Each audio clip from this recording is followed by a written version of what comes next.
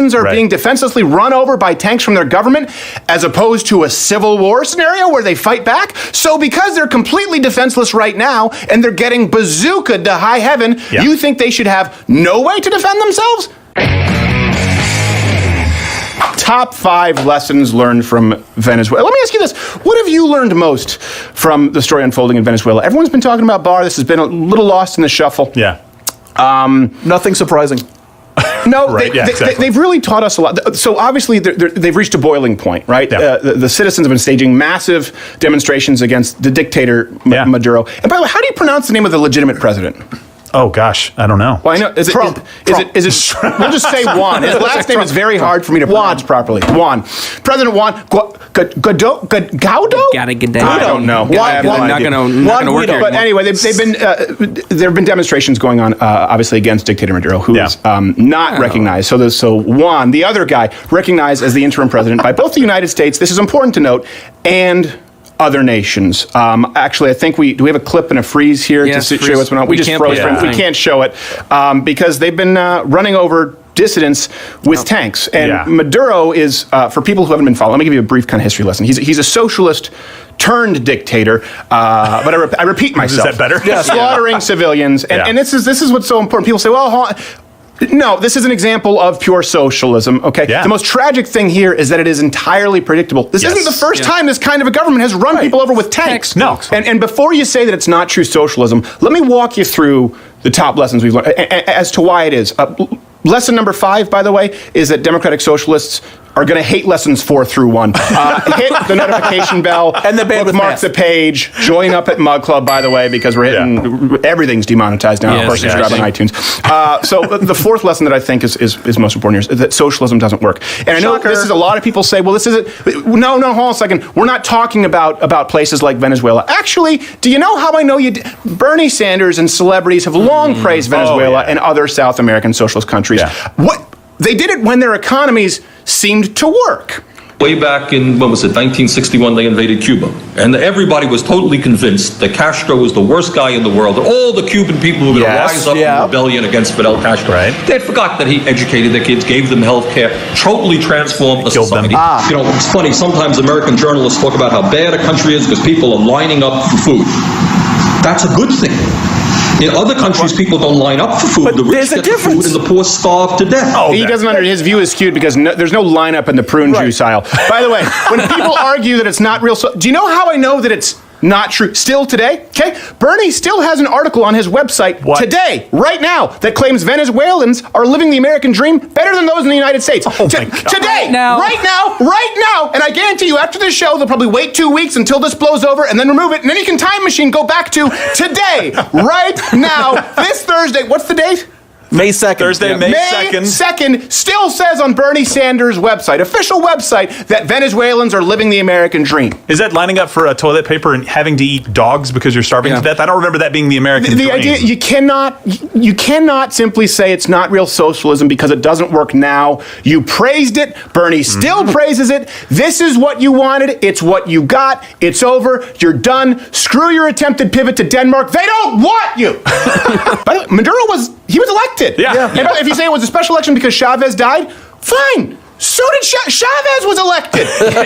You asked for the scales were tipped a little bit by endorsements from one Jeff Spicoli and Bernie Sanders. Still pretty fair and free. Sorry, leftists, you can't blame this on corrupt leaders. No. When your system, this is what the system of socialism is what grants them unbridled power in the first place. Exactly. The fact that a socialist turns into a dictator because you created the sole environment where he can become an all-powerful dictator is your fault. Yes. And we already did a video debunking John Oliver's lies, specifically on Venezuela, why it failed. You can watch it on the channel. But let me give you kind of a brief summary for people who understand. They try and say, well, it's about the economy. No, okay. Venezuela, most oil-rich country in the world. One of them, more so than Saudi Arabia. A lot of people don't know this.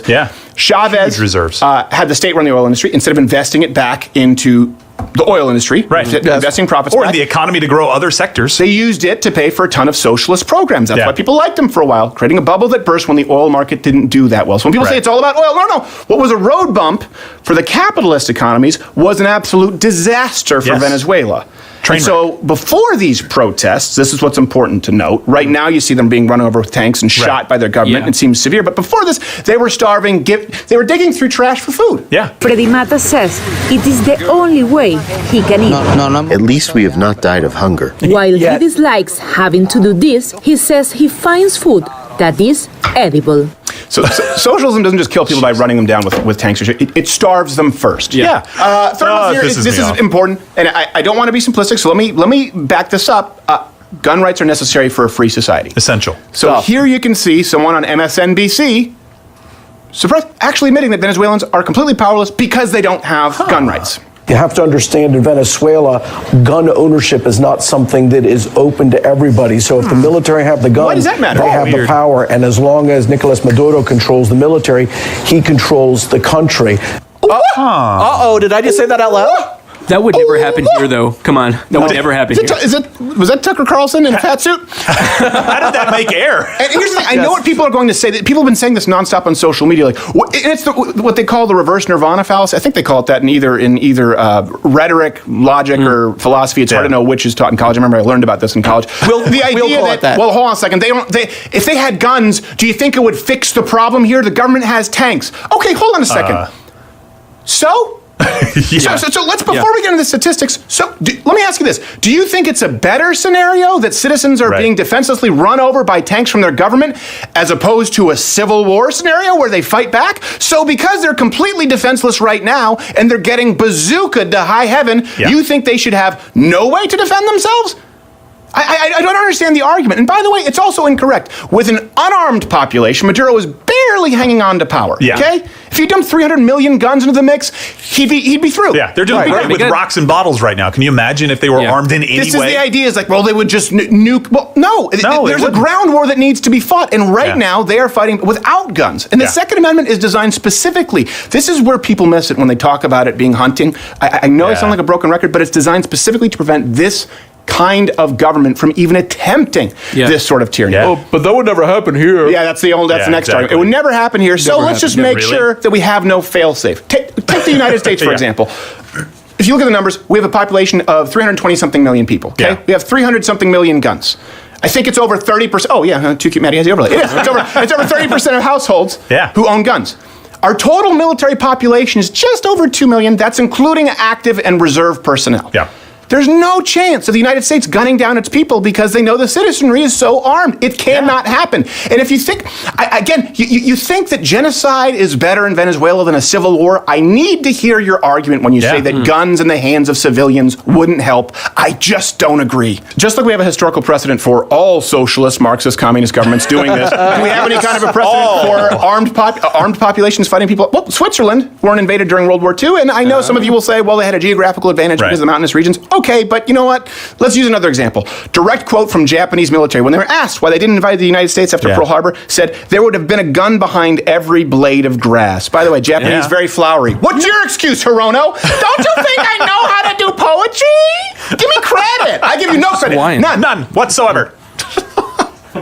This is what's so important. It's so predictable. There's nothing unique about Venezuela. It would be, if you could find an exception, all big government and socialist leaders disarm their citizens. Yes. Soviet Union, Cuba, Nazi Germany.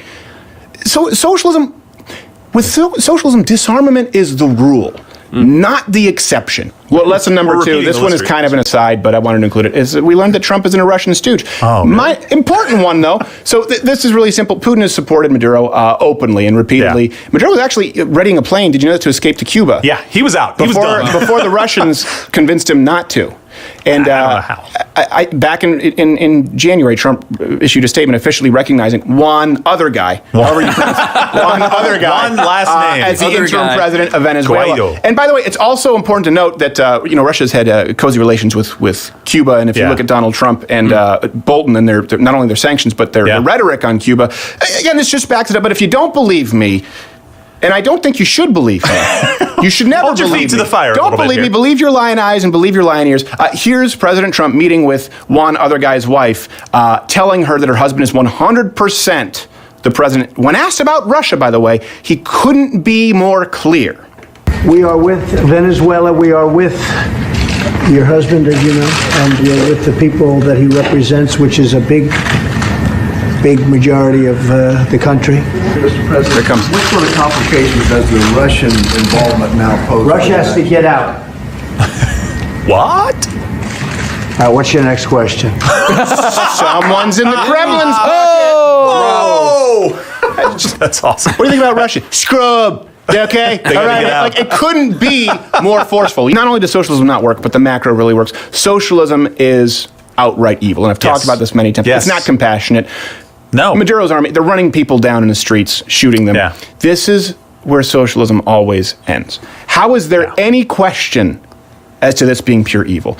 Venezuela, again, it's not an outlier. Nope. For the 20th century, socialist, Marxist regimes have killed over 100 million people. Tell that to your edgy atheist friend who talks about all religions being fought in the name, all wars being fought in the name of religion. Yes. And I don't understand. Please answer me. How is this a surprise to anyone? If only we had the literal exact comparison of a Marxist out-of-control government running over dissidents with tanks in the history books.